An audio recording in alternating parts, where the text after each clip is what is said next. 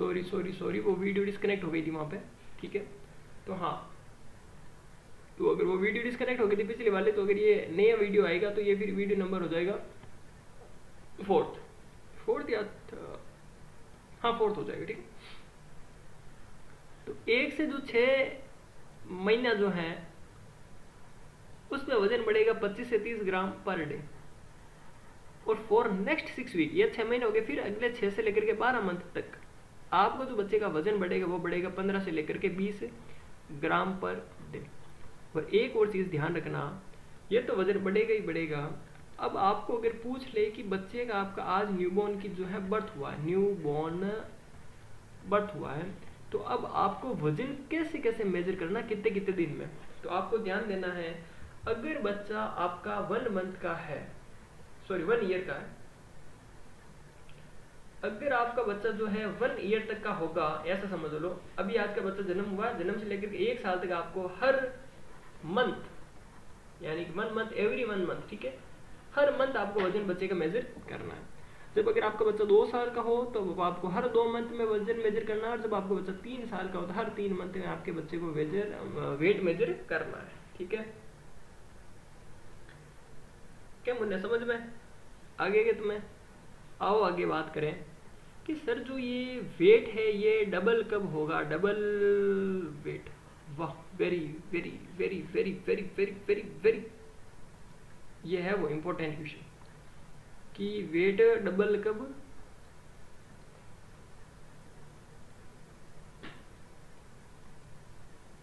क्या नहीं होगा।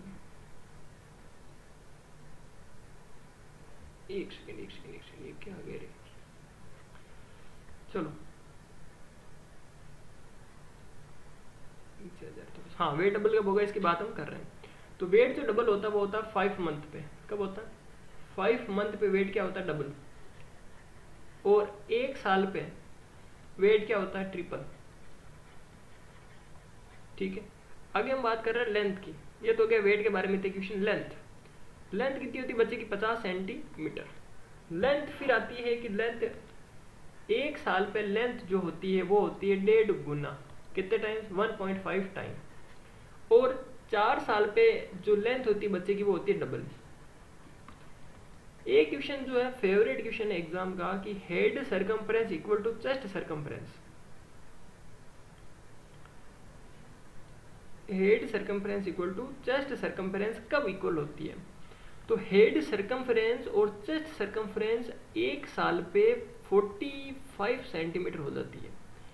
तो 12 मंथ पे आपका, किसी किसी बुक में 6 मंथ पे भी शो कर रखा है, लेकिन 12 मंथ एग्जैक्ट आंसर है। तो 12 मंथ पे आपका हेड सर्कमफ्रेंस और आपका चेस्ट सर्कमफ्रेंस क्या हो जाएगा? बराबर आ जाएगा। और उसका आंसर रहेगा आपका स्टीडियोमीटर। जो मैंने कहा था दीवारों के ऊपर जो आपकी लाइनें रहेगी, उस लाइनों के अंदर आपका जो बच्चे को यहाँ पे खड़ा करेंगे और बच्चे को आंगनबाड़ी में देखा नहीं क्या, बच्चे को खड़ा किया, पता किया कि यहाँ बच्चा है तो इसकी लेंथ इतनी है। तो इस प्रकार की जो डायग्राम को बोलते हैं स्टेडियोमीटर, STADIO स्टेडियोमीटर, ठीक है। Don't be confuse about this. आगे बात करें कि ये अपना हो गया यहाँ तक का कंप्लीट। नेक्स्ट अगर आपसे पूछा जाए क्वेश्चन आपसे करे कि मान लीजिए क्वेश्चन आपसे बोल रहे हैं कि बेस्ट इंडिकेटर बताओ मुझे। बेस्ट इंडिकेटर किसके? बेस्ट इंडिकेटर है बेटा, सीएटर। बेस्ट इंडिकेटर आपसे पूछे कि ग्रोथ के। हाँ मम्मी।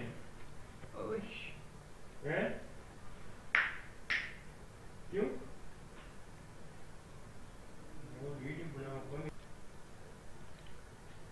तो बेस्ट इंडिकेटर जब पूछा जाए आपसे कि बेस्ट इंडिकेटर फॉर ग्रोथ हम कैसे मेजर करेंगे, तो इसका आपका आंसर लिखना है, वो रहेगा वेट।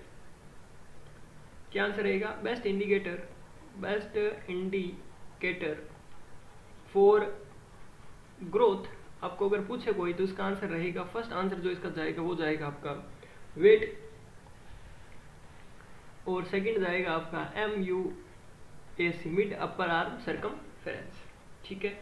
और अगर आपसे यही पूछा जाए कि बेस्ट इंडिकेटर आप हमें बताइए कि बेस्ट इंडिकेटर कौन सा रहेगा फ्लूइड इलेक्ट्रोलाइट इनबैलेंस में, फ्लूइड इलेक्ट्रोलाइट इनबैलेंस में बेस्ट इंडिकेटर कौन सा रहेगा, तो आपका इसका आंसर जाना चाहिए क्या? फर्स्ट आंसर जाना चाहिए वेट, और सेकंड आपका आंसर जाना चाहिए input output chart. Sir input output chart आपने सेकंड नंबर पे क्यों लिखा जब फ्लूइड इलेक्ट्रोलाइट की बात कर रहे हो? क्योंकि भाई जो आईओ चार्ट होता है ना, ये तो इसमें कुछ इनसेंसिबल लॉस भी होता है, जैसे पसीने से 600 ml जो वाटर है वो लॉस हो जाता है, तो 600 ml दिखता थोड़ी है, इसीलिए हम इसको बेस्ट नहीं मानते। पहले किसको मानते हैं? वेट को। ठीक है,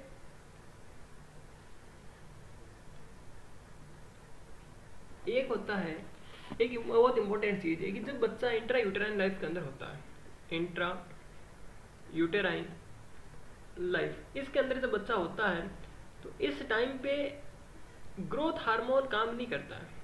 जीएच हार्मोन की वजह से बच्चा बड़ा नहीं होता है, बच्चे में मेच्योरिटी नहीं आती है, स्केलेटल डेवलप नहीं होते हैं। तो जो बच्चे में स्केलेटल डेवलप जो होंगे, स्केलेटल ये डेवलप जो होंगे बच्चे के अंदर, वो हार्मोन होता है इंसुलिन। कौन सा हार्मोन? इंसुलिन। इंसुलिन हार्मोन, और साथ ही साथ एक और हार्मोन होता है जिसका नाम होता है थायरोक्सिन। इन दो हार्मोन की वजह से, इंसुलिन हार्मोन और थायरोक्सिन हार्मोन की वजह से बच्चे में जो है डेवलपमेंट देखने को मिलता है इंट्रा यूटेराइन लाइफ के अंदर। ठीक है, ये अपना हो गया यहाँ पे कंप्लीट। नेक्स्ट है हेड सरकमफेरेंस, जिसका हम बोलते हैं शॉर्ट में HC। हेड सर्कमफ्रेंस को आपको कैसे मेजर करना है? फ्रंटल टू फ्रंटल आपको मेजर करना है। कैसे मेजर करना है? फ्रंटल टू फ्रंटल आपको हेड सर्कमफ्रेंस को क्या करना है? मेजर करना होता है। बर्थ के समय हेड सर्कमफ्रेंस कितना होता है? 35 सेंटीमीटर का होता है। ठीक है, और जब बच्चा 3 महीने का हो जाएगा तो ये पहुंच जाएगा 40 सेंटीमीटर। ठीक है, जो हेड सर्कमफ्रेंस होता है वो अपना 2 सेंटीमीटर पर मंथ बढ़ता है। कितना सेंटीमीटर? 2 सेंटीमीटर पर मंथ बढ़ता है। यानी अगर आप पूछे आपसे तो आप ये कह सकते हो कि आपको क्या है कि 1 से 3 महीने के लिए 0.5 सेंटीमीटर पर वीक बढ़ता है, और साथ ही साथ 3 से 6 महीने के लिए ये 1 सेंटीमीटर पर मंथ बढ़ता है, और 6 से 12 सेंटीमीटर के लिए 0.5 सेंटीमीटर पर मंथ बढ़ता है। तो ये आपका रहेगा क्राइटेरिया इसको याद करने का। अगर ये जो है आपका हेड सर्कमफ्रेंस 1 सेंटीमीटर से ज्यादा बढ़ने लग जाए, that can cause a risk of hydrocephalus. Hydrocephalus के अंदर डाउन सेट आई देखने को मिलती है। कौन सी में? डाउन सेट आई, यानी आंखें आपकी कहाँ चली जाती है? नीचे चली जाती है, और हेड आपका क्या हो जाता है? बड़ा हो जाता है। ठीक है, और दूसरा कहते हैं कि आपकी जो ब्रेन है उसका 90% तक विकास जो ब्रेन होता है उसका आपका 3 साल तक हो जाता है। आप जब बच्चा 3 साल तक होता है तो बच्चे के ब्रेन का जो 90% जो डेवलपमेंट होता है वो ऑल अराउंड डेवलपमेंट 90% जो होता है वो हो जाता है। ठीक है, तो 90% डेवलपमेंट आपका कब हो जाता है? 90 आपके 3 साल तक आपका हो जाता है। ठीक है, ये आपका रहा यहाँ पर बात। तो ये सारे के सारे अपने यहाँ पे क्या हो गए? कंप्लीट हो गए हैं। ठीक है, चलो कुछ एक बातें और समझ लो। एक आता है विटामिन डी।